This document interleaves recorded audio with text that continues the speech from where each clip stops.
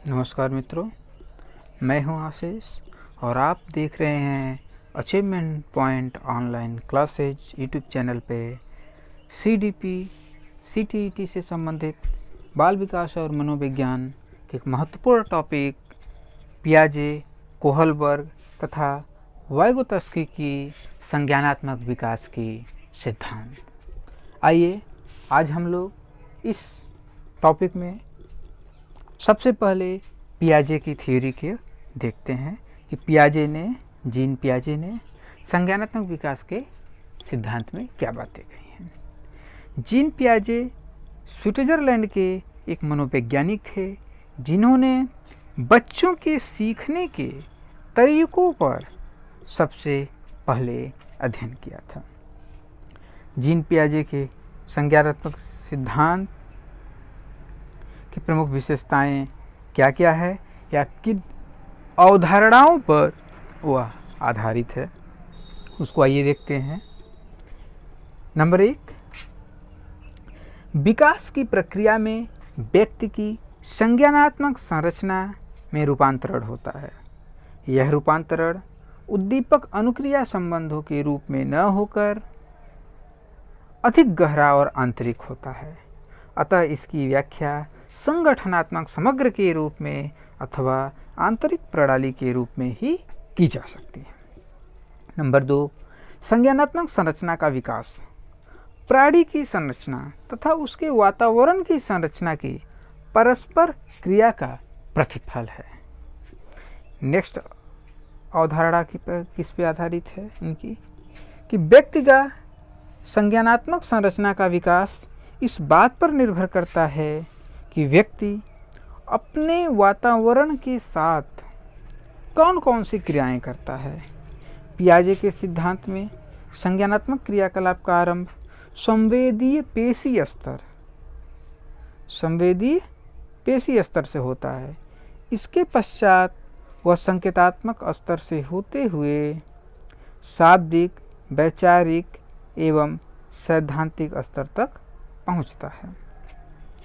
उपरोक्त प्रत्येक स्तर की संगठनात्मक संरचना में व्यक्ति अपने वातावरण में उपस्थित किसी न किसी वस्तु के साथ कोई न कोई क्रिया अवश्य करता है। बिना क्रिया किए व्यक्ति की संज्ञानात्मक संरचना का समुचित विकास संभव नहीं है। नंबर 4, संज्ञानात्मक विकास व्यक्ति और उसके वातावरण की परस्पर क्रिया के फलस्वरूप होता है और वह विकास अपने अर्थ को सार्थक करते हुए अपेक्षाकृत उच्चतर समतुल्यता की ओर प्रवृत्त होता है। कहने का तात्पर्य यह है कि जो संज्ञानात्मक विकास होता है वह व्यक्ति के खुद के और उसके जो इन्वायरमेंट होता है उसके परस्पर क्रिया पे आधारित होता है। और दूसरी बात इसमें क्या होती है कि इसका जो अर्थ निकलता है वो सार्थक निकलता है और निम्न से होते हुए उसके उच्चतर बढ़ते हुए क्रम में आगे बढ़ता जाता है। जैसे बालक का विकास होता है जैसे जैसे वैसे ही उसकी संज्ञानात्मक विकास भी होता जाता है। आइए अब हम देखते हैं जीन पियाजे के द्वारा जो संज्ञानात्मक विकास के सिद्धांत का प्रतिपादन किया गया है उसमें कौन कौन सी अवस्थाएं होती हैं। तो जीन पियाजे महोदय ने संज्ञानात्मक विकास की 4 अवस्थाएं बताई है। नंबर 1, संवेदी प्रेरक अवस्था। नंबर 2, पूर्व संक्रियात्मक अवस्था। नंबर 3, मूर्त संक्रियात्मक अवस्था। और नंबर 4 तो उन्होंने बताया है औपचारिक संक्रियात्मक अवस्था। संवेदी प्रेरक अवस्था जो उनका पहला है अवस्थाएं है संज्ञानात्मक विकास की, उसकी जो आयु सीमा है वह है 0 से 2। देखिए इस वीडियो को आप ज़रूर ध्यान से और पूरा अंत तक देखिएगा क्योंकि एक बहुत ही महत्वपूर्ण टॉपिक है, बहुत ही महत्वपूर्ण। इससे रिलेटेड कम से कम सीटीईटी के एग्ज़ाम में प्रत्येक पेपर में, चाहे वो क्लास 1 to 5 का पेपर हो चाहे 6 to 8 का पेपर हो, प्रत्येक स्तर पे कम से कम 4 से 5 प्रश्न बनता है जीन पियाजे की थ्योरी, कोहलबर्ग की थ्योरी और वाइगोटस्की की थ्योरी। इन 3 थ्योरियों से मतलब आप यह एक वीडियो देखिए और 4 नंबर पक्का। तो आइए हम लोग अब देखते हैं इसमें संवेदी प्रेरक अवस्था। जीन पियाजे ने 4 अवस्थाएं बताई, संवेदी प्रेरक अवस्था, पूर्व संक्रियात्मक अवस्था, मूर्त संक्रियात्मक अवस्था और औपचारिक संक्रियात्मक अवस्था। 0 से 2 आयु सीमा बताए हैं यहाँ पे, और उसकी विशेषताएं क्या होती हैं, संवेदी प्रेरक अवस्था की क्या क्या विशेषताएं होती है। इसमें मुख्य विशेषताएं हैं कि शिशु संवेदी अनुभवों का शारीरिक क्रियाओं के साथ समन्वय करते हुए संसार का अन्वेषण करता है। दूसरा अवस्था बताया है इन्होंने पूर्व संक्रियात्मक अवस्था, जिसकी आयु सीमा इन्होंने बताया है 2 से 7 वर्ष। और उसकी विशेषताएं क्या है कि प्रतीकात्मक विचार विकसित होने लगते हैं, वस्तु अस्थायित्व की भावना उत्पन्न हो जाता है। वस्तु अस्थायित्व, इसको ध्यान से देखिएगा, बहुत इम्पॉर्टेंट है। बहुत सारे टीटी के एग्जाम में पूछा जाता है कि जीन पियाजे के अनुसार वस्तु अस्थायित्व की भावना का विकास बच्चे के अंदर कब उत्पन्न होती है। 4 ऑप्शन दे देगा, संवेदी प्रेरक अवस्था, पूर्व संक्रियात्मक अवस्था, मूर्त संक्रियात्मक अवस्था और औपचारिक संक्रियात्मक अवस्था। तो इसका आंसर क्या हो जाएगा, पूर्व संक्रियात्मक अवस्था, प्री ऑपरेशनल एज। कितने एज होते हैं इसका, 2 से 7 वर्ष। बच्चा वस्तु के विभिन्न भौतिक गुणों का समन्वय नहीं कर पाता है। वह नहीं समझ पाता है अगर गिलास में पानी रखा हुआ है आधा गिलास और उसे प्लेट में पानी उतना ही पानी प्लेट में रख दिया जाए तो बच्चा को ये लगेगा कि गिलास का पानी ज़्यादा है, प्लेट का पानी कम है। तो उसमें वस्तु अस्थायित्व की भावना का विकास हो जाता है, जिसके कारण वो आगे नहीं समझ पाता है। आगे हम लोग देखेंगे औपचारिक मूर्त संक्रियात्मक अवस्था, जिसकी आयु सीमा है 7 से 11 साल। बच्चा मूर्त घटनाओं के संबंध में युक्ति संगत तर्क कर सकता है और वस्तुओं को विभिन्न समूहों में वर्गीकृत कर सकता है। वस्तुओं की मानस प्रतिमाओं पर प्रतिवर्तनीय मानस प्रक्रियाएं करने में वो सक्षम हो जाता है। रिवर्सिबिलिटी, वस्तुओं की रिवर्सिबिलिटी की भावना उसमें आ जाती है। जो एग्जाम्पल हमने वहाँ पर दिया है आपको कि अगर गिलास में पानी रखा हुआ है आधा गिलास और आधा गिलास ही पानी है और प्लेट में है, तो दोनों में वो अंतर नहीं कर पाता है। और यहाँ पर उसके अंदर क्या आ जाता है, उसको अंतर करने की क्षमता का विकास हो जाता है। महत्वपूर्ण बहुत विशेषता है कि इसकी मानस प्रतिमाओं पे प्रतिवर्तनीय मानसिक क्रियाएं करने में वो सक्षम हो जाता है। और चौथा और लास्ट जो है स्तर है वो है औपचारिक संक्रियात्मक अवस्था, कंक्रीट ऑपरेशनल एज। इसकी आयु होती है 11 से 15 वर्ष। किशोर तक की अनुप्रयोग, इसमें क्या होता है कि किशोर तर्क का अनुप्रयोग अधिक मूर्त रूप से कर सकते हैं, परिकल्पनात्मक चिंतन विकसित होने लगते हैं। जो चौथा स्टेज है औपचारिक संक्रियात्मक अवस्था है, 11 से 15 वर्ष की आयु का, इसमें अनुप्रयोग जो तर्क का जो प्रयोग है वो अधिक मूर्त ढंग से करने लगता है बच्चा, मूर्त ढंग से, और परिकल्पनात्मक चिंतन विकसित उसके अंदर होने लगता है, परिकल्पना का विकास होने लगता है। और ठीक उसके ऊपर जो मूर्त संक्रियात्मक अवस्था था, उस मूर्त संक्रियात्मक अवस्था में बच्चे के अंदर तर्क करने की शक्ति का विकास होने लगता है। अब आगे हम लोग देखते हैं कि पियाजे ने जो विकासात्मक अवस्थाएं बताई हैं उसमें कौन कौन से किस किस स्तर पर कौन कौन सी उपलब्धियां बच्चे के अंदर प्राप्त हो जाती है। जैसे इसमें बताए हैं संवेदी गत्यात्मक अवस्था 0 से 2 वर्ष, इसमें कैसा विचार आते हैं, संवेदी गत्यात्मक विचार आते हैं। बच्चा संवेदों पर ही आधारित रहता है, उसे बस अपनी आवश्यकताएं से मतलब रहती है, उसकी अपनी आवश्यकताओं की पूर्ति करनी होती है। इसकी कौन कौन सी इसमें विशेषताएं हो जाती हैं, बच्चे के अंदर पूर्व शाब्दिक विकास हो जाता है, गतियों की पुनरावृत्ति रहती है, प्रयत्न एवं भूल व्यवहार का आरंभ हो जाता है और वस्तु अस्थायित्व का जीवरोत्तरपण होता है, मतलब कि प्रारंभ होता है हल्का हल्का, इसे इसमें हम मानेंगे नहीं इसीलिए। और अगला है पूर्व संक्रियात्मक अवस्था 2 से 7 वर्ष, प्री ऑपरेशनल एज। इसमें क्या कौन से विचार आते हैं? परिक्रमणात्मक विचार आते हैं, अंतः प्रत्यागात्मक विचार आते हैं। अहम केंद्रित नकल करने की प्रवृत्ति, अहम केंद्रित भावना रहती है, नकल करने की प्रवृत्ति रहती है और प्रत्यक्षात्मक तार्किक कल्पना का खेल, मतलब खेल पर अधिक निर्भर रहता है, यही सब चीज़ें आती हैं।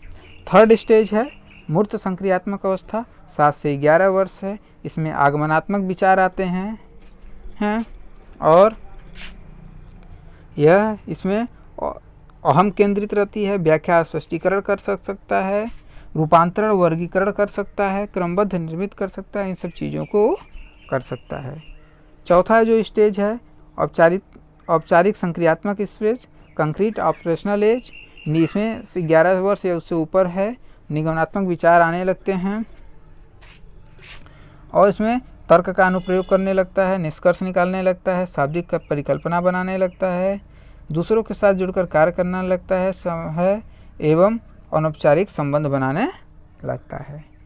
इस तरह से हमने देखा कि पियाजे ने संज्ञानात्मक विकास की 4 अवस्थाएं बताई हैं। सबसे इम्पॉर्टेंट बस यही है, आप इसी चीज़ को ज़्यादा ध्यान रखिए कि जीन पियाजे ने संज्ञानात्मक विकास की 4 अवस्थाएं बताई हैं। संवेदी प्रेरक अवस्था, पूर्व संक्रियात्मक अवस्था, मूर्त संक्रियात्मक अवस्था और चौथा औपचारिक संक्रियात्मक अवस्था। प्रत्येक की आयु है संवेदी प्रेरक अवस्था 0 से 2, पूर्व संक्रियात्मक अवस्था 2 से 7, मूर्त संक्रियात्मक अवस्था 7 से 11 और औपचारिक संक्रियात्मक अवस्था 11 से 15। संवेदिक प्रेरक अवस्था जो कि 0 से 2 वर्ष की आयु की होती है, उसकी क्या विशेषताएं होती हैं कि शिशु जो है संवेदी अनुभवों को शारीरिक क्रियाओं के साथ समन्वय करते हुए संसार का खोज करता है। पूर्व संक्रियात्मक अवस्था में क्या मुख्य विशेषता होती है कि प्रतीकात्मक विचार आने लगते हैं, वस्तु अस्थायित्व को भावना विकसित हो जाती है। तीसरा मूर्त संक्रियात्मक में क्या होता है, बच्चा मूर्त घटनाओं के प्रति तर्क करने लगता है और वस्तुओं को समूहों में वर्गीकृत कर सकता है और प्रतिवर्तनीयता मतलब रिवर्सिबिलिटी की मानसिक क्रियाएं करने में वो सक्षम हो जाता है। औपचारिक संक्रियात्मक अवस्था जो होती है वो 11 से 15 है। किशोर तर्क करने लगता है, अधिक मूर्त हो जाता है और परिकल्पनात्मक चिंतन विकसित हो जाता है। बस समाप्ति यही होता है। इसके बाद आइए हम लोग देखते हैं कोहल वर्ग की।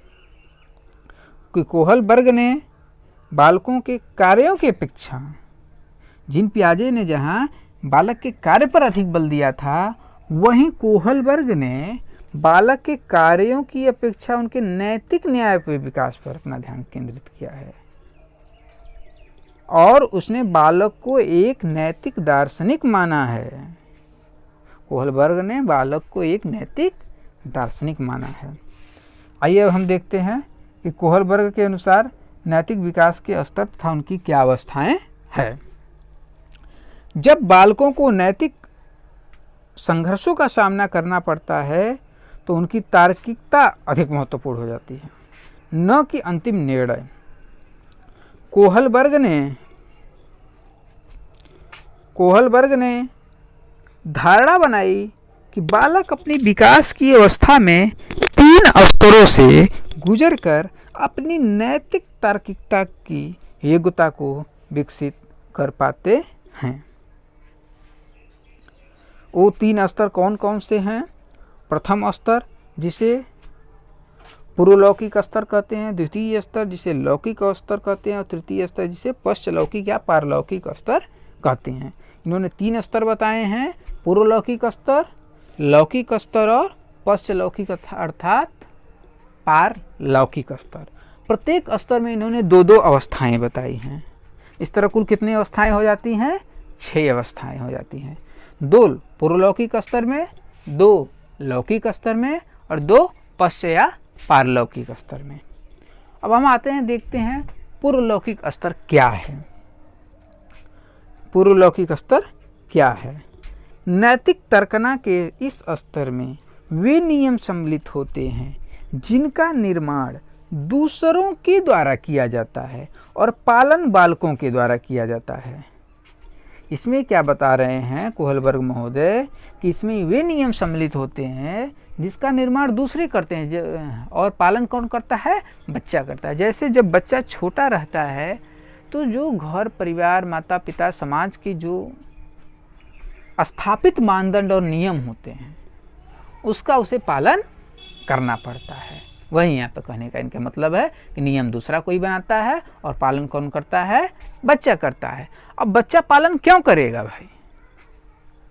बच्चा पालन क्यों करेगा?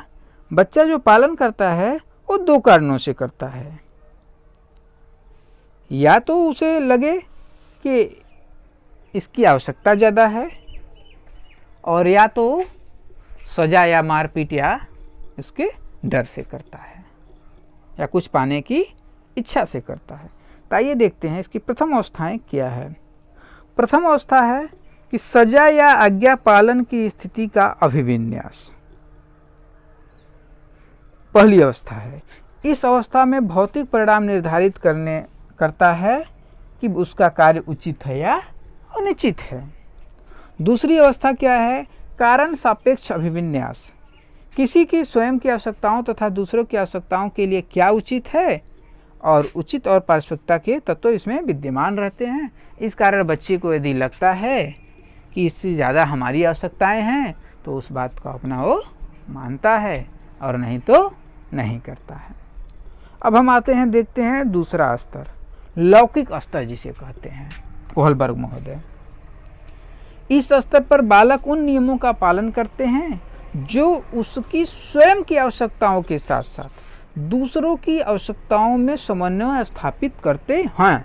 जैसे कि हमने देखा कि प्रथम अवस्था जो पूर्वलौकिक अवस्था है वहाँ पर बच्चा केवल अपनी आवश्यकता पर ज़्यादा ध्यान दे रहा है, दूसरों की आवश्यकता से उसे कोई विशेष मतलब नहीं है। लेकिन जब बच्चा लौकिक अवस्था में आ रहा है तो वहाँ पर क्या है कि उसको यह ध्यान रख रहा है बच्चा कि स्वयं की आवश्यकता के साथ साथ दूसरों की आवश्यकताओं में भी समन्वय स्थापित करना है। किशोरों को उनके अपने अधिकारों से अधिक महत्वपूर्ण उनके परिवार, समूह या राष्ट्र की आकांक्षाएं लगती हैं। इसमें उनके अपने तात्कालिक और आवश्यकताएं परिणामों की चिंता नहीं होती है कि उनके जो अपने आवश्यकताएं हैं उसका क्या परिणाम होगा। अपने आवश्यकता से अधिक उनको अपने परिवार, समूह या राष्ट्र की आवश्यकताएं महसूस होती हैं। इसमें इन्होंने दो अवस्थाएं बताई हैं। आइए हम देखते हैं तीसरी अवस्थाएं क्या है, चौथी क्या है। तीसरी अवस्था में अच्छा लड़का या सुशील लड़की का एग्जाम्पल ये देते हैं कि यह अच्छा व्यवहार है कि उससे दूसरे आनंदित हो रहे हैं और उसे स्वीकृति भी करे। कोई स्वीकृति अच्छा बनकर ही प्राप्त की जाती है। कहने का तात्पर्य यह है कि बच्चे के अंदर ये भावना बन जाता है कि यह व्यवहार जो समाज की स्वीकृति है या समाज के परिवार के लिए ये आवश्यक है, ऐसा कार्य अगर हम करेंगे तो हमें लोग कहेंगे कि ये अच्छा लड़का है या सुशील लड़की है। तो ऐसे में क्या होता है, और अच्छा बन करके ही समाज में स्वीकृति प्राप्त किया जा सकता है, इसलिए वो ऐसा काम करते हैं। चतुर्थ अवस्था क्या है? कानून तथा व्यवस्था अभिविन्यास। इसका मतलब यह होता है कि स्वयं के कर्तव्यों का पालन करना, प्राधिकरण के प्रति सम्मान की भावना को व्यक्त करना तथा स्वयं की रक्षा के लिए सामाजिक नियमों का पालन करना है। स्वयं की रक्षा करने के लिए सामाजिक नियमों का हम पालन करेंगे, समाज के जो स्थापित मानदंड है उसका हम पालन करेंगे, सरकारी संस्थाओं के जो द्वारा निर्धारित जो नियम है, कानून है, उसका हम पालन करके हम अच्छा बन सकते हैं। यह है इनकी चौथी अवस्था। कोहलबर्ग की तृतीय स्तर कौन सा है? पश्चलौकिक स्तर या पारलौकिक स्तर। व्यक्ति अपने मूल्यों को उन नैतिक सिद्धांतों के रूप में परिभाषित करता है जिसका पालन उसके द्वारा चयनित होता है। इसमें इन्होंने दो अवस्थाएं हैं, पांचवी और छठी अवस्थाएं हम देखते हैं। पांचवी अवस्था है सामाजिक संविदा अभिविन्यास। क्या उचित है, इसका वर्णन संपूर्ण समाज के द्वारा मानदंडों के रूप में किया जाता है। चतुर्थ अवस्था की तुलना में नियम ठोस नहीं रहते हैं। जैसे चतुर्थ अवस्था में हमने देखे कि ठोस नियम बनाए हुए रहते हैं, जो उस नियम में रहती हैं उसका पालन इसको करना होता है, लेकिन इसमें ऐसा नहीं है। चतुर्थ अवस्था की तुलना में नियम ठोस नहीं होते हैं, उनमें समाज की आवश्यकताओं के अनुसार परिवर्तन किए जा सकते हैं। छठी अवस्था क्या है? सार्वभौमिक नीतिशास्त्रीय सिद्धांत अभिविन्यास। क्या उचित है इसका चुनाव स्वयं द्वारा चयनित नीतिशास्त्रीय सिद्धांतों के आधार पर किया जाता है। ये सिद्धांत ठोस और नैतिक होते हैं, न कि कोई विशेष नैतिक नियम होते उपदेश होते हैं। कोहलबर्ग के नैतिक विकास के सिद्धांत की सीमाएं क्या क्या है? कोहलबर्ग ने जो नैतिक विकास का सिद्धांत का प्रतिपादन किया है उसकी कुछ अपनी सीमाएं हैं। आइए इस सीमाओं को जानते हैं। इस सिद्धांत की सबसे प्रमुख सीमा यह है कि इसमें वास्तविक व्यवहार की अपेक्षा तार्किकता पर अधिक ध्यान दिया जाता है। इसमें वास्तविक व्यवहार की अपेक्षा तार्किकता पर अधिक बल दिया जाता है। नंबर 2, यह एक सामान्य अन्वेषण है कि प्रत्येक अवस्था के बालक अपने आसपास जब प्रेक्षक न हो तो वे अपने सम आयु वर्ग की नकल करते हैं या उन्हें उत्तर बताते हैं, या प्रेक्षक प्रत्येक बालक को ईमानदारी से व्यवहार करने के लिए प्रोत्साहित करता है और बेईमानी से व्यवहार करने वाले कुछ बालकों को हतोत्साहित कर सकता है। यह दर्शाता है कि एक बालक का नैतिक व्यवहार बहुत कमजोर हो सकता है। नंबर 3, बालक विभिन्न अवस्थाओं में अपने नैतिक निर्णयों के लिए काफ़ी सीखते हैं, लेकिन उनके कार्यों में विभिन्नता होती है। भारतीय दार्शनिकों तथा शिक्षा शास्त्रियों का विश्वास है कि मूल्य व्यक्ति का एक अंग होना चाहिए। उसकी तार्किकता तथा निर्णय निर्माण ऐसा हो कि वह अपने मूल्यों के साथ खुश रह सके। आइए हम लोगों ने जीन पियाजे और कोहलबर्ग के संज्ञानात्मक विकास के सिद्धांतों के जो उनकी थ्योरियाँ थी उसको देख चुके हैं।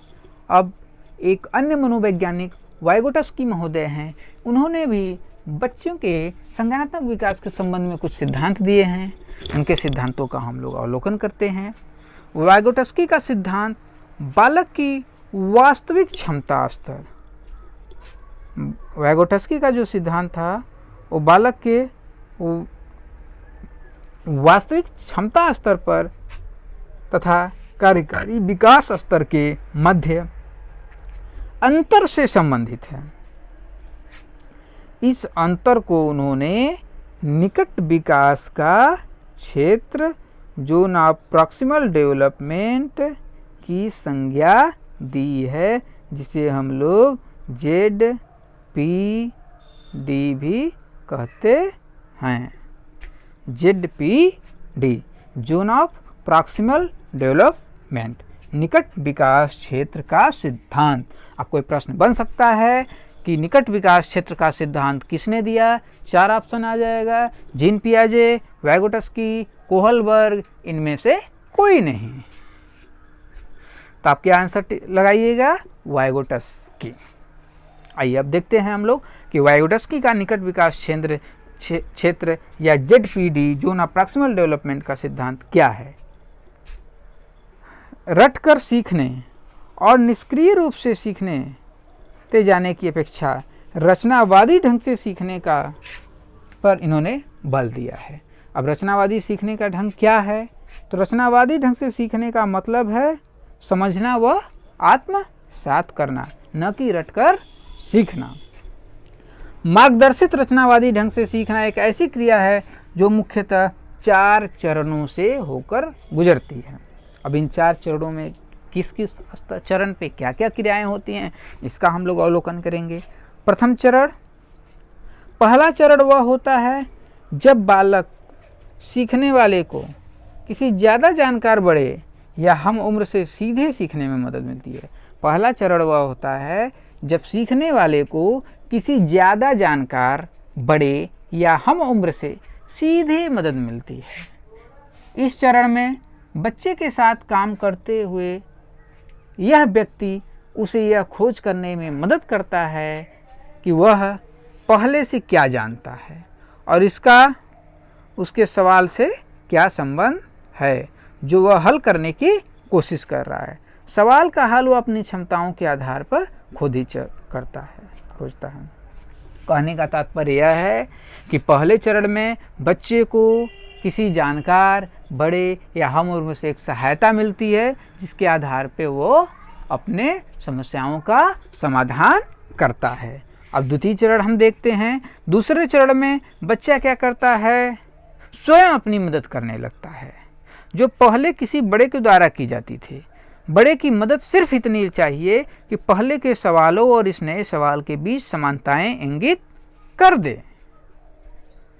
जैसे अगर हम बच्चे को जोड़ सिखा रहे हैं तो अगर हम पहली बार बच्चे को सिखाए तो समझ गया, अब दूसरी बार उसी से रिलेटेड हम प्रश्न कर दे। जैसे अगर मैं जोड़ सिखा रहा हूँ और अंक दिया कि 2 + 2, तो और बच्चे को बताया कि 2 + 2 इस तरीके से जोड़ेंगे हम तो 4 बन जाएगा।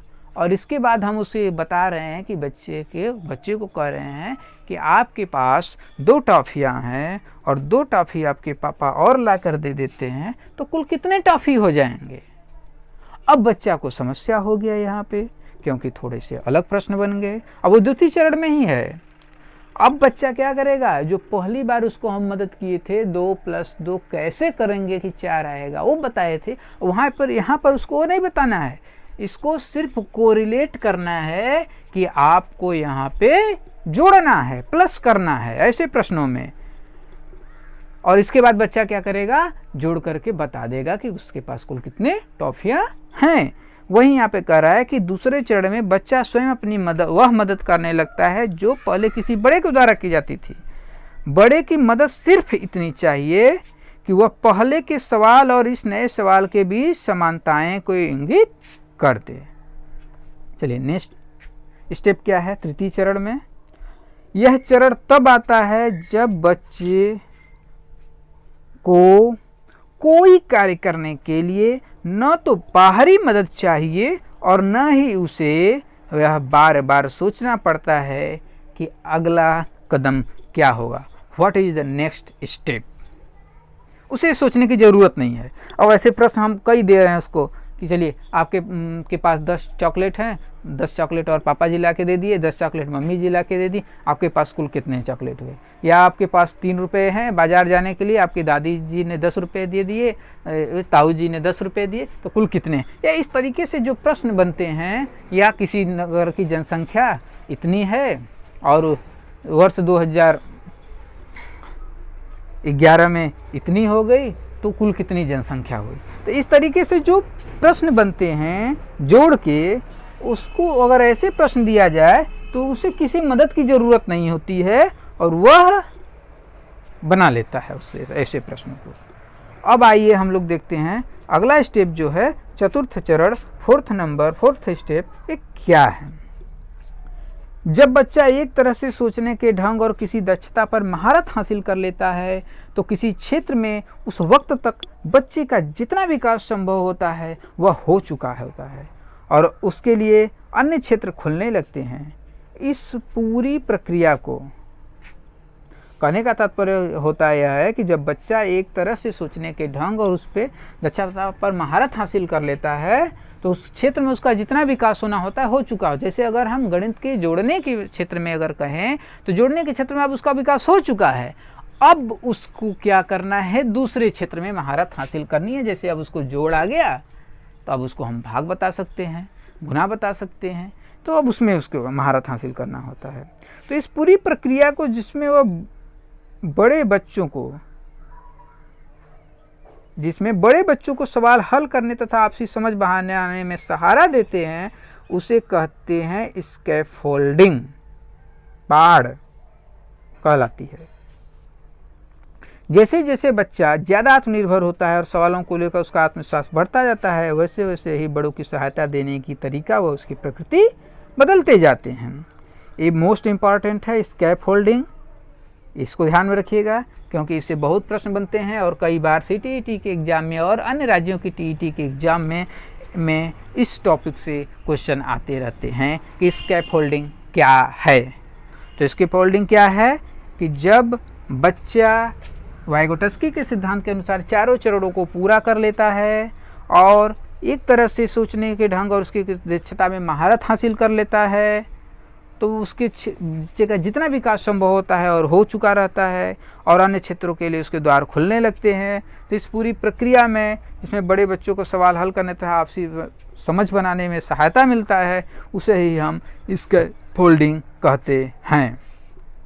चलिए आगे आइए, हम लोग आगे अब देखते हैं कि वाइगोटस्की के निकट विकास के क्षेत्र में खेल का क्या महत्व है। क्योंकि वाइगोटस्की महोदय ने जो अपना निकट विकास क्षेत्र जो ना प्रॉक्सिमल डेवलपमेंट दिए थे, उसमें उन्होंने खेल को बहुत महत्व दिया था।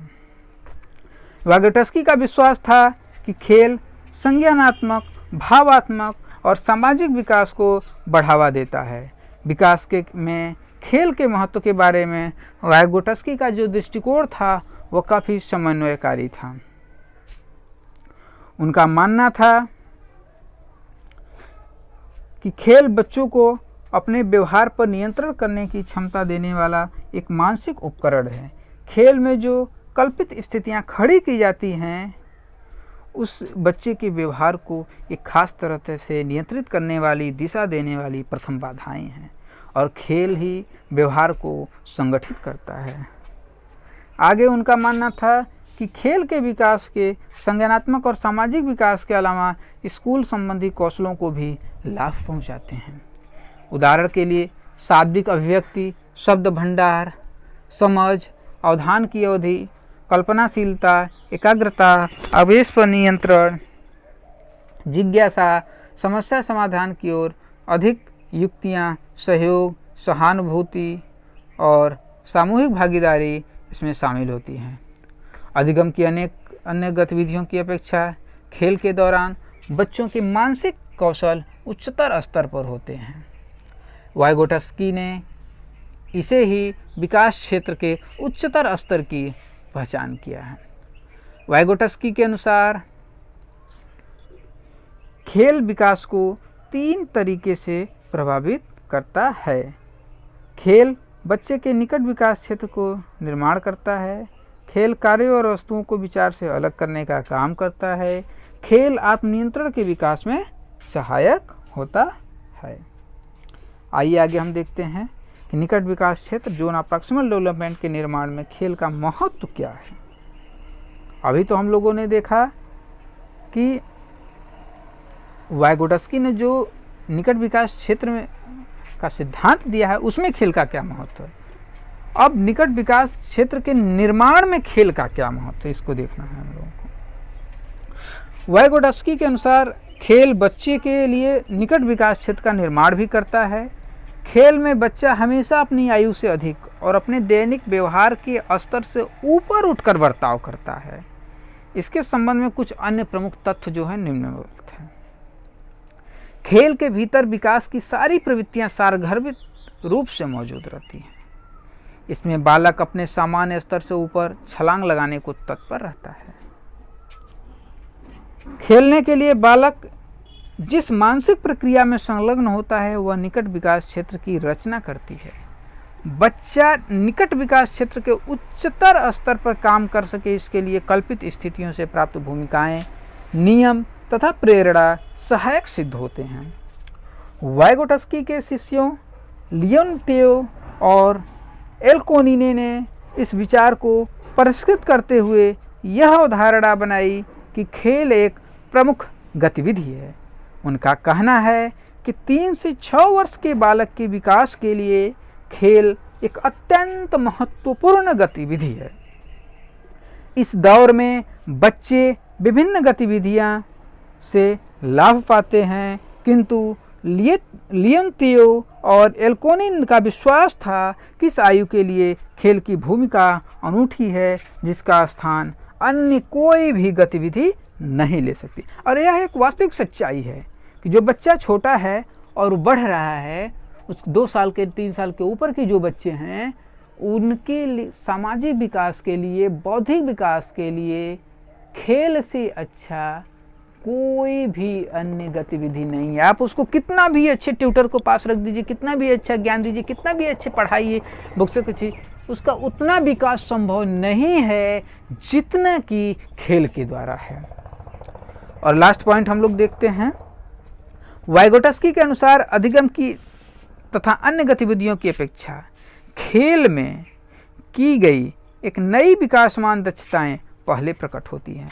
अतः 4 साल की उम्र में बालक की आगामी संभावनाओं की अगर भविष्यवाणी करना हो तो उसके लिए खेल जितना उपयुक्त है उतना अक्षर पहचानने जैसी अकादमिक गतिविधियां नहीं। 4 साल के बालक को खेल में हम एक उच्चतम स्तर पर उसकी ध्यान, प्रतीकन और समस्या के समाधान की क्षमताओं का निरीक्षण कर सकते हैं। हम वस्तुतः आगामी कल के बालक को देख रहे होते हैं कि यह बालक भविष्य में कैसा होगा, लेकिन हम अकादमिक गतिविधियों के द्वारा 4 वर्ष के बालक से हम क्या अपेक्षाएं कर सकते हैं? अकादमिक में अक्षर पहचान, मात्रा पहचान, अक्षर लिखना, यही ना कर सकते हैं। लेकिन अगर हम खेल के रूप में उसे देखते हैं तो उसे विभिन्न प्रकार की प्रतिक्रियाएं हम देख सकते हैं। उसका ध्यान कितना है खेल में, उसकी रुचि कैसी है, वो कितना ज़्यादा अच्छे से समस्याओं का समाधान कर पाता है, कितने अच्छे से चीज़ों को जोड़ तोड़ कर पाता है, ऐसी चीज़ों का ध्यान हम केवल और केवल खेल के द्वारा ही कर सकते हैं। आइए चलिए अब इस टॉपिक का आपका संज्ञानात्मक विकास के जो सिद्धांत हैं उसके तीनों जो महत्वपूर्ण सिद्धांत थे, जॉन पियाजे का सिद्धांत, कोहलबर्ग का सिद्धांत तथा वाइगोत्स्की का सिद्धांत, तीनों आज यहाँ पर कंप्लीट हुआ। आशा है कि आपको ये वीडियो ज़रूर पसंद आया होगा और आप इससे लाभान्वित होंगे। इसलिए अगर आपसे एक रिक्वेस्ट है कि यदि आपको ये वीडियो पसंद आया हो तो इसे लाइक, सब्सक्राइब और शेयर अवश्य करें, जिससे अधिक से अधिक लोग इससे लाभान्वित हो सके तथा साथ ही साथ मुझे ऊर्जा भी मिलती रहे, जिससे कि मैं ऊर्जावान होकर के अगले वीडियो को और अच्छे से अच्छे बनाने की कोशिश करूं। धन्यवाद।